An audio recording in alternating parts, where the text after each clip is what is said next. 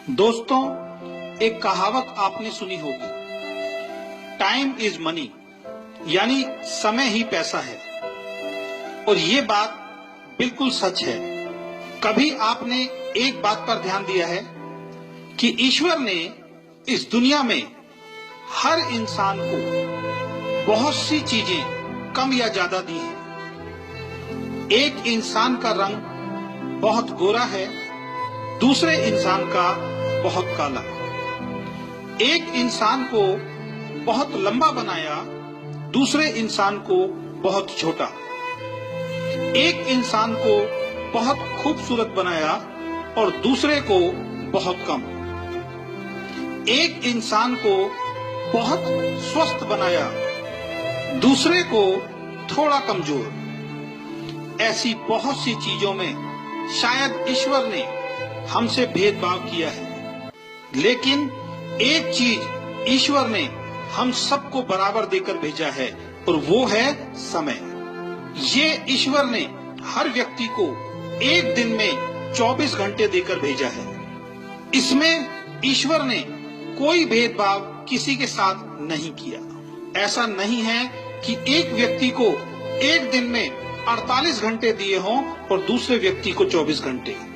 ईश्वर ने सबको बराबर समय देकर भेजा है और इस समय का उपयोग आप कैसे करते हैं, इसी पर आपकी सफलता या असफलता निर्भर करती है। एक व्यक्ति 24 घंटों का इस्तेमाल अपने जीवन को बेहतर बनाने के लिए करता है, दूसरा उन 24 घंटों को ऐसे ही खराब कर देता है।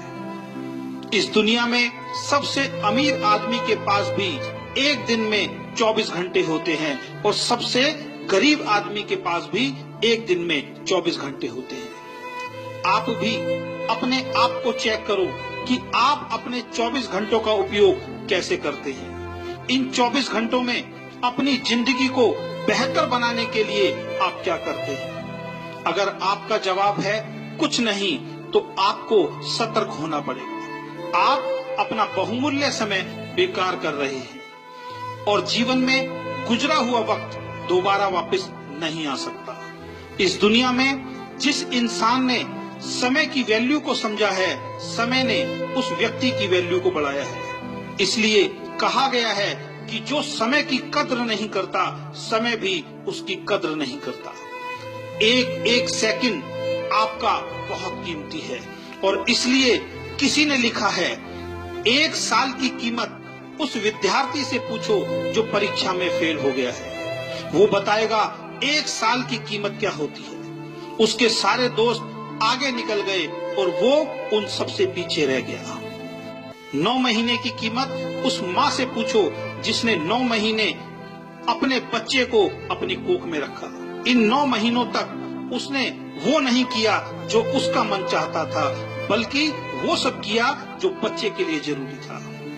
और 9 महीने बाद उसकी गोद में एक सुंदर बच्चा आया। वो बताएगी 9 महीने की कीमत क्या होती है। 2 महीनों की कीमत उस माँ से पूछो जिसका बच्चा प्रीमैच्योर यानी समय से पहले इस दुनिया में आया और वो बच ना सका। वो बताएगी 2 महीने की कीमत क्या होती है।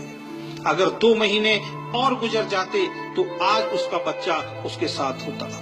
1 महीने की कीमत उस नौकरी करने वाले से पूछो जिसको पूरे महीने काम करने के बाद उसकी सैलरी मिलती है।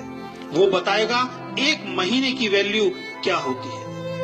1 हफ्ते की कीमत उन बच्चों से पूछो जो पूरे हफ्ते इस बात का इंतजार करते हैं कि संडे को पापा की छुट्टी होगी और वो हमें कहीं बाहर घुमाने ले जाएंगे। वो बच्चे बताएंगे 1 हफ्ते की कीमत क्या होती है। 1 दिन की कीमत उस मजदूर से पूछो जो पूरे दिन काम करता है और शाम को पैसे न मिलने के कारण उसके घर का चूल्हा नहीं जलता। वो मजदूर बताएगा 1 दिन की कीमत क्या होती है। 1 घंटे की कीमत उस प्रेमी से पूछो जिसकी प्रेमिका 1 घंटे देर से आती है। वो 1 घंटा उस प्रेमी को पूरे दिन के बराबर लगता है।